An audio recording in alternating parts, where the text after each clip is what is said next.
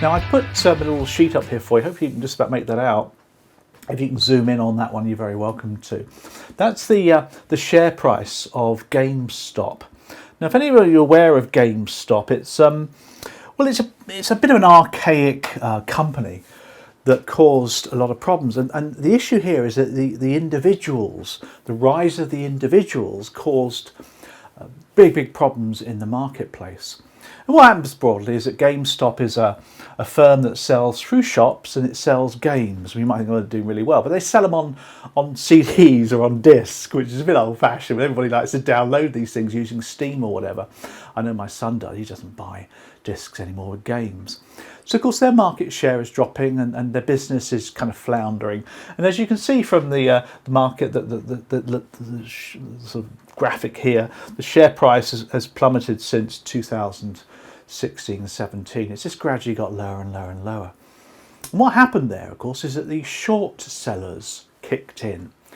Now, for those of you studying your CMAP, you need to have a basic understanding of what short selling is, and I'm going to describe that to you. And I'm going to do a little graph here.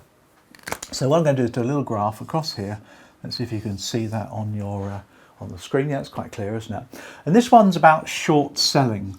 Now, short selling is a method of making the most of a market that's falling, and it's dominated by hedge funds. Now, hedge funds have a bad rap really, because people that run them tend to be stinkingly rich, but that's just the way it goes. That's called private sector, isn't it?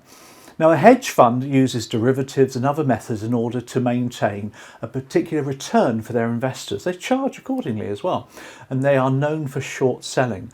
Now, the way short selling works is just take, for example, the GameStop share price. I want to have this indicating to you the share price. So that's high and that's low. And we do it in dollars because GameStop is an American company. And the whole point is that your share price is falling. And as you can see from my little graph there, your share price is falling. And over the last 3 or 4 years, they have. Now, when a share price is falling, it's very difficult to traditionally make money from it, because you buy a share, hold on to it, sell it later for a profit. That ain't happening, as you can see, because it's falling. So what short sellers do, which is quite clever really in a way, is they come along and they pick a time when they think that the share price is going to fall further. So this is just a time where they think the share price is going to fall further. What they do is they borrow shares from their mates, well, not mates, from fund managers, institutions. They borrow them for a small fee, of course, small rental fee, but they actually borrow shares. So effectively what they're doing here is they're borrowing a load of shares from the fund managers, from their mates really, and they've got these lovely shares. And what they then do with these shares, because they borrowed them, is they flog them, they sell them, and they make a bit of money from that, the dollars, at that price. So they've made some money at that price. But because they know the market's going to come down, they wait and they hold on and they wait. And what happens at some point in the future, whenever they think the price has fallen to the lowest it's going to go, is they act at this point here. At this point here, what they do is they then buy back the shares at this price. There you go, XY. Buy back the shares and then pay the shares back to the fund manager that they borrowed them from, because they still have to return them. But as you can appreciate, what they've done is they've made a bit of profit. They've sold at a high price, bought back at a low price, therefore they've got money in the bank. They then give the shares back to the fund manager and they make profit, and it's called short selling. It's not illegal, it might be immoral, not really even moral really. But they talk about vultures, swirling around these firms that are not doing so well. Anyway, cut long story short, the bit I like, actually, I love this part, is that the internet got a bit upset, social media got a bit upset, and Reddit, which is a social media platform, it brings together hundreds, thousands of small traders, small individual people like my son, who trade, not a lot of money, but they do trading. And what they decided to do was to get back at the short sellers, get back at the man with the suit kind of thing.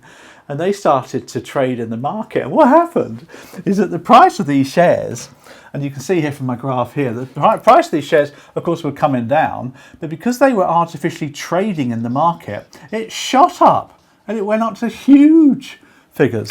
You can see there from the numbers, they were whacked up. They're only in like a day. That's the 27th of January, 28th of January, 29th of January, because they decided to buy a load of shares. And of course, they warped the market. They made the market want demand for these prices, for these shares. You know, increased demand, prices go up. It's any marketplace. And of course, these short sellers therefore couldn't buy. I couldn't buy. You know, they owed the fund managers the shares, so they had to pay it back at some point. They couldn't buy them, so suddenly the price started going up and up and up. And they got to the point there where they had to buy them back at some point to pay back the guys who they borrowed them from at massively increased prices. Now, huge. I mean, you're talking about $400, $500 here at one point, from a low of about sort of $20. So it was an enormous loss that they incurred, and many of them weren't doing very well at all. So the Reddit mob defeated the man in the suit. It's quite funny, really. You can't make this stuff up, can you, really? Now, okay, no one's really upset because people don't have a lot of sympathy for fund managers, particularly hedge fund managers. You know, they do what they do. But a lot of people lost a lot of money, and you know, there's livings and there's families involved here. But it shows you the rise of the individual, and that's moving forward for the mortgage market. Beware of that. In the future, you'll have individuals gathering together to get special deals.